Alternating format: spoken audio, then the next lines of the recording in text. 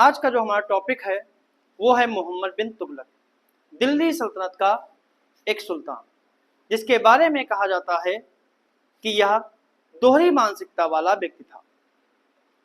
यह सुल्तान, जिसे अर्ध पागल कहा जाता है, जिसे कहा जाता है कि यह एक शैतान भी था और यह एक संत भी था। इसका कार्यकाल जो है वो 1325 से लेकर 1351 तक रहा। इसके बचपन का नाम जूना खां या जौना खां दोनों रहे। जूना खां या जौना खां। इसकी एक उपाधि है उलूग खां। उलूग खां की उपाधि जूना खां को 1322 में वारंगल विजय के बाद इसके पिता गयासुद्दीन तुगलक ने दी थी। गयासुद्दीन तुगलक ही तुगलक वंश का संस्थापक था और तुगलक वंश जो है वो 1320 से प्रारंभ होकर 1414 तक चलता है। मोहम्मद बिन तुगलक उसी तुगलक वंश का दूसरा सुल्तान था। मोहम्मद बिन तुगलक के पिता का नाम गयासुद्दीन तुगलक था और वही गयासुद्दीन तुगलक जिनका विवाद सूफी संत निजामुद्दीन औलिया के साथ था। जब गयासुद्दीन तुगलक बंगाल विजय कर रहा था तो उस समय उसने कुछ ऐसी जानकारी उसके पास आई कि निजामुद्दीन औलिया उसको अपदस्थ करने का प्रयास कर रहे हैं। तब उसने गयासुद्दीन तुगलक ने एक पत्र भेजा निजामुद्दीन औलिया को कि मेरे दिल्ली पहुंचने से पहले आप दिल्ली छोड़ दें। निजामुद्दीन औलिया ने प्रत्युत्तर में उत्तर भिजवाया कि हुजूर, दिल्ली अभी बहुत दूर है, दिल्ली अभी दूर है, पहले आप दिल्ली आ तो जाइए, फिर आप मुझे दिल्ली से बाहर भेजिएगा, पहले आप स्वयं तो दिल्ली आइए। इत्तेफाक से गयासुद्दीन तुगलक कभी दिल्ली लौट ही नहीं पाया। जब वो बंगाल से विजय के दौरान लौट रहा था तो रास्ते में ही उसके साथ दुर्घटना हो गई। दिल्ली से चंद किलोमीटर पहले उसके स्वागत में बनाया गया एक लकड़ी का मंडप धराशायी हो गया और महल उसके ऊपर गिर गया, जहां पर गयासुद्दीन तुगलक की अपने दूसरे बेटे के साथ उसकी भी मृत्यु हो जाती है। इस मृत्यु का उल्लेख जो है वो जियाउद्दीन बर्नी ने अपनी पुस्तक तारीख फिरोज शाही में की। इसका उल्लेख जो है तारीख फिरोज शाही में किया और बताता है कि बारिश में बिजली गिरने के बाद यह मंडप धराशायी हो गया। गयासुद्दीन तुगलक ने अपनी मृत्यु से पहले ही तुगलकाबाद में अपने लिए एक मकबरा बनवा कर रखा था और उसी रात उसे वहां दफना दिया गया। लेकिन कुछ इतिहासकार कहते हैं कि मंडप गिरना जूना खां के षड्यंत्र का एक हिस्सा था। जो कुछ भी हो, 3 दिन के बाद गयासुद्दीन के बेटे जोना खां ने दिल्ली की गद्दी संभाली और अपने आप को एक नया नाम दिया, मोहम्मद बिन तुगलक। मोहम्मद बिन तुगलक के साथ ही मोरक्को का एक यात्री आया था इनके कार्यकाल में 1333 में और यह 10 साल जो है दिल्ली में रहा। इसने एक पुस्तक लिखी इब्न बतूता ने, जिसका नाम था किताबुल रहला। जियाउद्दीन बर्नी भी मोहम्मद बिन तुगलक और उसके पिता गयासुद्दीन तुगलक के दरबार में काम किया लंबे समय तक और बर्नी ने मोहम्मद बिन तुगलक का दरबारी होते भी उसकी खामियों और कमियों को उजागर किया और उसके अच्छे कामों को उसने तारीफ की। लेकिन इब्न बतूता ने मोहम्मद बिन तुगलक के बारे में जो लिखा वह ज्यादातर खुलकर लिखा, क्योंकि उसने भारत के लौटने के बाद इसके वृतांत को अपनी पुस्तक में वर्णित किया, क्योंकि उसे मोहम्मद बिन तुगलक की प्रतिक्रियाओं का कोई डर नहीं था। मध्यकालीन इतिहासकारों ने मोहम्मद बिन तुगलक के दोहरे व्यक्तित्व का शख्स बताया, जिसमें बहुत सी अच्छाइयों के साथ बहुत सी बुराइयां थी। जहां मोहम्मद बिन तुगलक एक तरफ अहंकारी था तो दूसरी तरफ विनम्र भी था। उसके चरित्र में जहां एक घातक क्रूरता दिखाई देती है, वहीं दिल को छू लेने वाली करुणा भी साफ दिखाई देती है। इब्न बतूता अपनी पुस्तक रेहला में उसके चरित्र का सही चित्रण करते हुए लिखता है कि वे बादशाह एक तरफ उपहार देने का शौकीन था तो दूसरी तरफ खून बहाने का भी। उसके दरवाजे पर एक तरफ गरीबों को अमीर बनाया जाता था तो दूसरी तरफ लोगों को मौत के घाट उतारा जाता था। इतिहासकार रॉबर्ट सेवल ने इसके बारे में लिखा है अपनी पुस्तक फॉरगॉटन एम्पायर में कि मोहम्मद बिन तुगलक एक संत था। एक तरफ मोहम्मद बिन तुगलक एक संत था जिसके हृदय में शैतान था, तो दूसरी तरफ वह एक ऐसा शैतान था जिसका हृदय एक संत जैसा था। मतलब दोहरी चरित्र वाला वह व्यक्ति था। मोहम्मद बिन तुगलक हमेशा नए ढंग से सोचता था, लेकिन वह एक व्यवहारवादी व्यक्ति बिल्कुल नहीं था। उसमें धैर्य की कमी, अपनी बात पर अडिग रहने का भाव था। उस दौर के लगभग सभी इतिहासकार इस बात को मानते थे कि आखिरकार मोहम्मद बिन तुगलक की ज्यादातर योजनाएं ही मोहम्मद बिन तुगलक और उसकी प्रजा के लिए नासूर बनकर रह गई। चाहे वो दोआब में कर वृद्धि हो, राजधानी परिवर्तन हो, खुरासान आक्रमण हो या सांकेतिक मुद्रा का प्रचलन हो, लेकिन उसने कभी भी अपनी नाकामयाबी को अपनी नाकामयाबी नहीं माना। उसने हमेशा अपनी नाकामयाबी के लिए इसके लिए उसने दूसरों को दोषी ठहराया। सुल्तान हमेशा खून बहाने के लिए तैयार रहता था और लोगों की प्रतिष्ठा का ख्याल किए बगैर छोटे छोटे अपराधों पर बड़ी से बड़ी सजा दे देता था।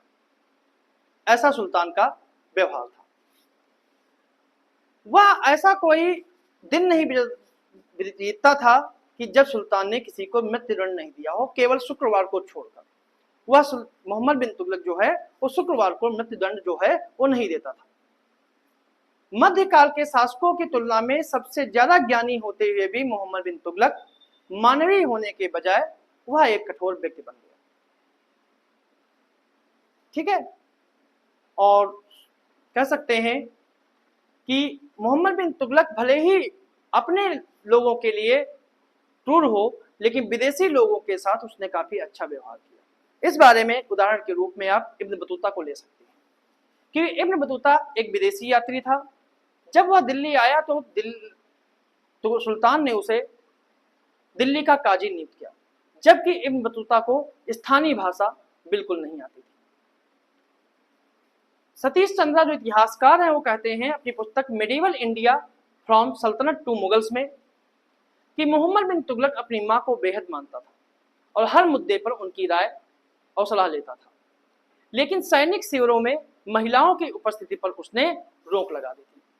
कई इतिहासकारों का कहना है कि सुल्तान को शराब पीना पसंद नहीं था। वह लोगों को उनके मजहब से ज्यादा, उनके धर्म से ज्यादा उनकी काबिलियत पर उन्हें परखता था। वह एक अरबी, फारसी, खगोल शास्त्र, दर्शन, गणित और तर्कशास्त्र में वह स्वयं एक पारंगत व्यक्ति था। इब्न बतूता काफी न्यायप्रिय था। कई बार उसने स्वयं को भी दंड का भागीदार बनाया।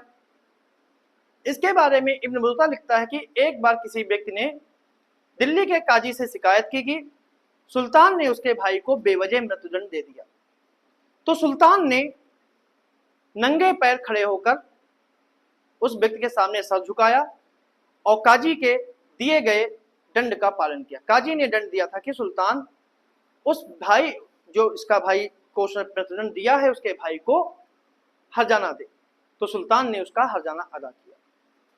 सुल्तान ने गरीबों की भी काफी मदद की।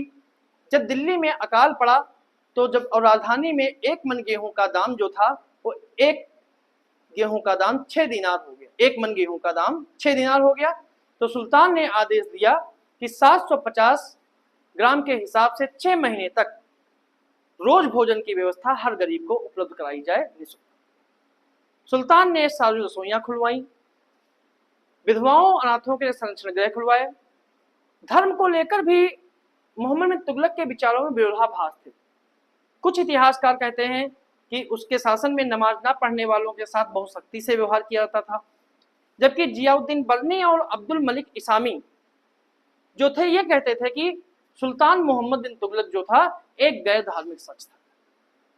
बर्नी के मुताबिक कि उसने सुल्तान के दरबारी होते हुए भी उसके मुंह पर कह दिया था कि जो वो कर रहा है वो इस्लामिक परंपराओं में उसकी कोई मान्यता नहीं।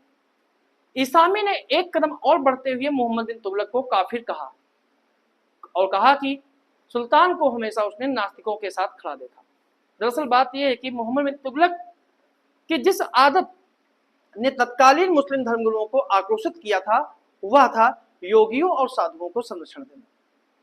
अब्राहिम इराली जो इतिहासकार हैं वो कहते हैं कि अति हिंसक प्रवृत्ति होने के बावजूद भी मोहम्मद बिन तुगलक एक जैन साधु जिन प्रभसूरी का शिष्य था। इस बात के कई उदाहरण मिलते हैं कि मोहम्मद बिन तुगलक को दूसरे धर्मों के बारे में जानने की उत्सुकता थी। उसके मोहम्मद बिन तुगलक ने कई विवादास्पद फैसले लिए, जिसमें उसका सबसे विवादास्पद फैसला जो था वो था राजधानी परिवर्तन। सभी इतिहासकार यही मानते हैं कि वो इसका सबसे बुरा फैसला था। सुल्तान की समझ में यह एक बुद्धिमानी भरा फैसला था, क्योंकि इसके जरिए वह दौलताबाद जो देवगिर था उसे दौलताबाद के नाम से जाना जाता था और दौलताबाद भारत के केंद्र में था। सुल्तान को समझ थी कि केंद्र में मुख्यालय होने से वो पूरे भारत को नियंत्रित कर सकता है। यह फैसला एकाएक अचानक और एक बिना सलाह के लिया गया था।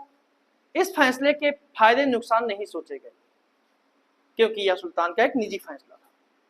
यह फैसला नाकामयाब इसलिए रहा क्योंकि मोहम्मद बिन तुगलक ने सिर्फ राजधानी को दौलताबाद स्थानांतरित नहीं किया, बल्कि उसने इस बात पर जोर दिया कि दिल्ली की पूरी आबादी को भी दौलताबाद ले जाएगा। ऐसा नहीं है कि बाद में ऐसे वाकये नहीं हुए कि राजधानी परिवर्तन ना हुआ। जैसे अंग्रेजों ने 1912 में राजधानी कलकत्ता से दिल्ली की थी, तो कलकत्ता से दिल्ली केवल कार्यालय लेकर आए थे, ना कि कलकत्ता की पूरी आबादी को दिल्ली लाए थे। जबकि मोहम्मद बिन तुगलक ने दिल्ली की पूरी आबादी को दौलताबाद ले जाने को कहा, आदेश दिया। कई दिल्ली वाले दौलताबाद या देवगिर जाने से इनकार कर रहे थे और अपने अपने घरों में छिप गए। इब्न बतूता बताता है कि सुल्तान ने पूरे शहर की तलाशी करवाई और सड़क पर सिपाहीसालारों को एक अपंग व्यक्ति और एक अंधा व्यक्ति मिला। दोनों को सुल्तान के सामने पेश किया गया।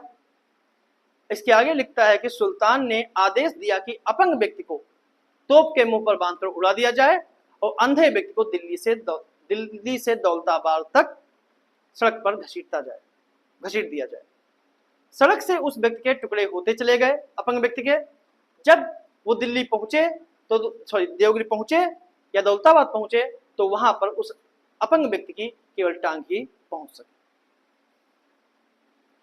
फिर तुरंत उसके बाद दौलताबाद जब देखा कि सुल्तान ने एक अपना फिर आकलन किया कि क्या ये सही था, तो सुल्तान को एहसास हुआ कि जिस तरह दिल्ली से दक्षिण पर नियंत्रण करने में दिक्कत हो रही थी, उसी प्रकार देवगिर से उत्तर पर नियंत्रण नहीं रखा जा सकता और उसने तुरंत दिल्ली लौटने का आदेश दिया। जो कष्ट दिल्ली से दौलताबाद जाने में हुआ, वही कष्ट फिर दौलताबाद से दिल्ली आने में।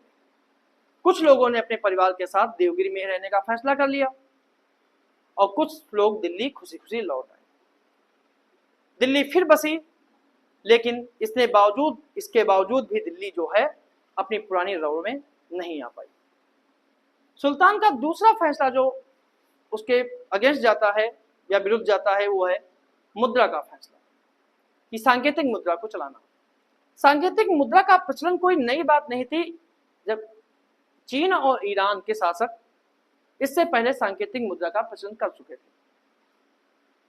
सुल्तान ने भी और उस समय भी चीन और ईरान में उनका प्रचलन चल रहा था। उस समय दुनिया में 14वीं शताब्दी में दुनिया में चांदी की कमी हो गई थी, तो सुल्तान ने चांदी के टके के सिक्कों की जगह तांबे के सिक्कों को चढ़ावा दिए। लेकिन उसने गलती कर दी कि उसने तांबे के सिक्कों पर कोई भी राजकीय अंकुश नहीं रखा, और जब राजकीय अंकुश नहीं रखा तो लोगों ने अपने घरों में उन सिक्कों को ढालना शुरू किया, जिससे बाजार में नकली मुद्रा आ गई। जब सुल्तान को लगा कि सांकेतिक मुद्रा की योजना असफल हो गई है तो इसका चलन बंद करवा दिया और कहा, एक ऐलान करवाया कि जिसके पास तांबे के सिक्के हैं वो खजाने में जमा करके चांदी और सोने के सिक्के ले सकते हैं। जियाउद्दीन बर्नी कहता है कि खजाने में इतने ज्यादा तांबे के सिक्के पहुंच गए थे कि उनका लगभग एक पहाड़ बन गया था। इस असफलता से सुल्तान की प्रतिष्ठा को धक्का लगा और इस धक्के ने मोहम्मद बिन तुगलक को अपने लोगों के प्रति और कठोर बना दिया। एक मशहूर इतिहासकार हैं ईश्वरी प्रसाद, उन्होंने अपनी पुस्तक 60 history of Muslim rule in India में लिखा है कि राज्य को चाहे जितनी बड़ी आवश्यकता हो, और चांदी चाहे जितनी कमी क्यों ना हो गई हो, साधारण जनता के लिए तांबा तांबा ही था। मतलब कि चाहे तांबे का मूल्य, जो सांकेतिक मुद्रा चलाई गई थी, तांबे का मूल्य चांदी के टके के बराबर रखा गया हो, लेकिन आम जनता के लिए वो तांबा ही था। जनता जो थी वो सांकेतिक मुद्रा के लेन देन की प्रक्रिया को समझ नहीं सकी, और सुल्तान ने भी इस बात पर ध्यान नहीं दिया कि भारतीय लोग दृढ़वादी थे और परिवर्तन से हमेशा संस्कृत रहते हैं, हमेशा संकालू रहते हैं, और वह भी उस दशा में जब शासक जो है वो भारतीय मूल का नाम। इतिहास, अगर मोहम्मद बिन तुगलक के इतिहास के बारे में देखा जाए तो मोहम्मद बिन तुगलक जो है वो किसी पर विश्वास नहीं कर पाता था या करता ही नहीं था। इसलिए वह विद्रोह को कुचलने के लिए, चाहे छोटा विद्रोह हो या बड़ा विद्रोह हो, उस विद्रोह को कुचलने के लिए वह देश के एक हिस्से से दूसरे हिस्से में जाता रहता था। इसी कवायद ने उसकी सेना उसको काफी थका दिया। 1345 में जब सुल्तान गुजरात में मोहम्मद तागी के विद्रोह को दबाने के लिए दिल्ली से बाहर निकला, तो उसके बाद मोहम्मद बिन तुगलक की कभी दिल्ली में वापसी नहीं हुई। इस अभियान के दौरान सुल्तान की सेना में प्लेग की महामारी फैल गई थी। गुजरात में मोहम्मद तागी को हरा दिया गया, लेकिन उसे मोहम्मद तुगलक पकड़ नहीं पाया, क्योंकि विद्रोही जो थे वो सिंध की तरफ भाग गए थे। मोहम्मद बिन तुगलक ने तागी का पीछा किया। इसी दौरान उसको तेज बुखार आ जाता है, लेकिन इतिहासकार लिखते हैं कि ठीक होने के बाद भी वह तागी के पीछे सिंध गया और वहां उसे सिंध नदी भी पार की, लेकिन इसी बीच उसे फिर बुखार आ जाता है और 20 मार्च 1351 को सिंध नदी के किनारे ठट्टा स्थान पर इसने अपने जीवन की अंतिम सांस ली। उस समय के इतिहासकार अब्दुल कादिर बादायनी ने लिखा है, ना तो सुल्तान को अपनी जनता से उतना प्यार और सम्मान मिल सका और ना ही जनता उसे ठीक से समझ सकी। बस सुल्तान की मृत्यु के बारे में उसे इतना कहना है कि सुल्तान को उसकी प्रजा से और प्रजा को सुल्तान से मुक्ति मिल गई। यानी कि ना तो सुल्तान को अपनी जनता से उतना प्यार और सम्मान मिला और ना ही जनता अपने सुल्तान को समझ सकी। बादायनी को सिर्फ इतना उसकी मृत्यु के बारे में कहना है कि सुल्तान को उसकी प्रजा से और प्रजा को सुल्तान से मुक्ति मिली। तो ये था टॉपिक मोहम्मद बिन तुगलक।